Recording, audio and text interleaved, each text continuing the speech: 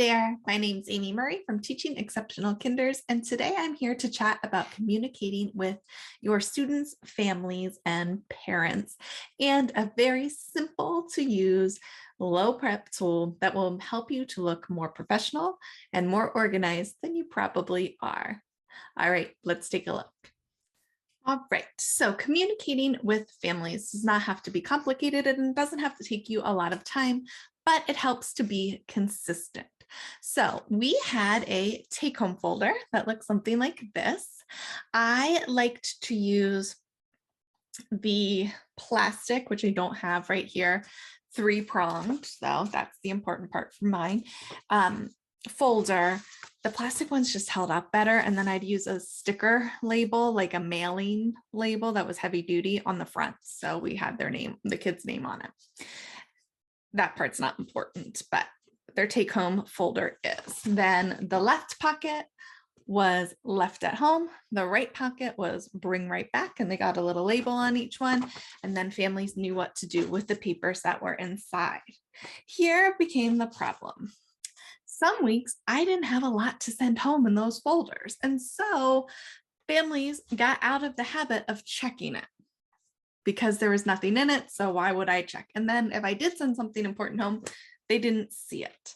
Now, of course, in today's day and age with the invention of Seesaw and other communication apps, that makes communicating a lot more simple, but I still like to train parents to check a folder every night just to help get in that habit, because it's an important habit to have as school goes on and the child gets older and the workload increases.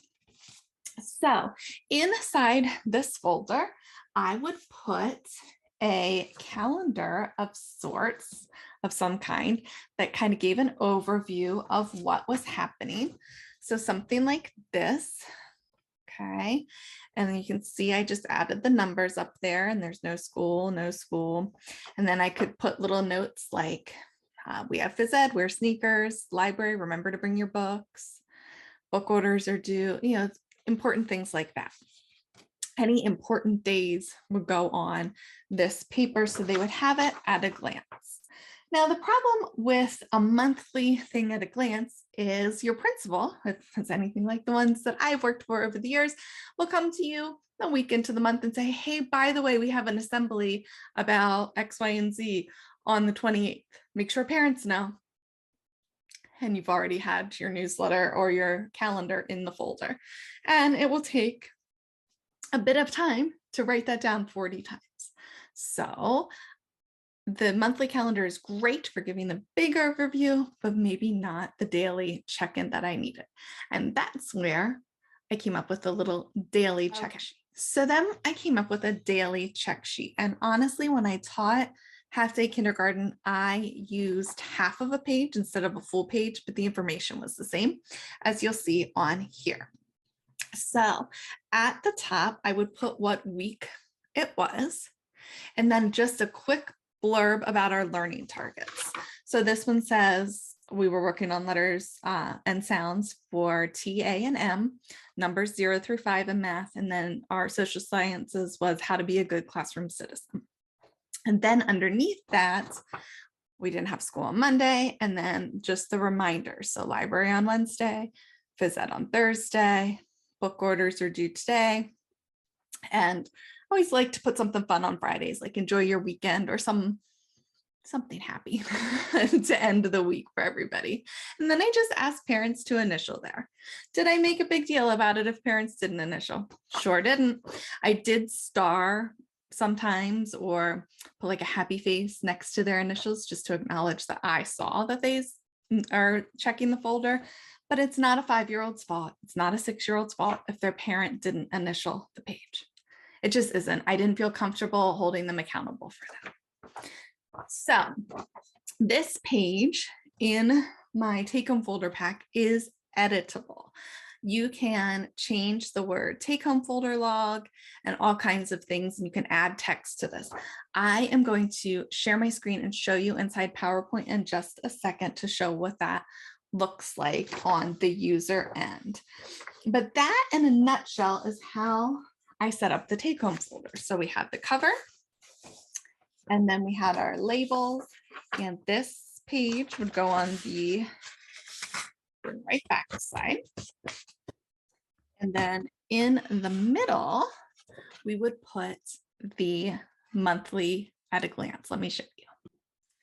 So you have your cover, and then the inside, this would go right here, front and center, so parents could see it. And actually on the back of ours, we would put a student reference page here with our sight words that they were required to learn. That's a whole nother topic, but our sight words, proper letter formation, proper number formation, and things like that. So if they're working at home, they had it available. And then back here is the take-home log that parents would sign. And I would always make this the color blue because that was my favorite. But if you always make it the same color, it helps it to stand out in the folder a little bit better among the other pages that you have working in there. And that is in a nutshell what they would take home and then bring back every day. That was the kindergartner's responsibility to bring that back and show me each day. Right, let me take you inside the editable files of my take home folder and logs and everything so you can get a feel for what that looks like. All right, these are the editable portion of the PowerPoint. Now, not everything is editable. You cannot get rid of the border, and some other features are permanent, not editable, not changeable, but you can change most of the text. So if you don't want it to say communication log, make it, or take home folder log, you can make it say communication log. If you don't like notes and assignments, week at a glance could work, whatever works best for you. And you can change all of these fonts to be any font that you have on your computer, whatever you prefer is fine. So some of the templates are almost completely editable, like this one. Others have the fonts included in case you don't want to download them. And then you just have to add your own text box and layer it if you'd like to change anything on those. Also, some people would prefer to just handwrite these. You can definitely just print them and handwrite in each area, and then you have it and you don't have to worry about saving it on the computer each week. It's up to you, however you want that to work. So those are the weekly sheets. There are also half-page sheets that you may change up and edit the way you'd like. And then this is the monthly sheet that I use. It comes blank, so you can add your own numbers in there as well. And I also include the cover templates, so you can add your text to those. These communication sheets have been a game changer in my classroom in the way I'm able to communicate with families.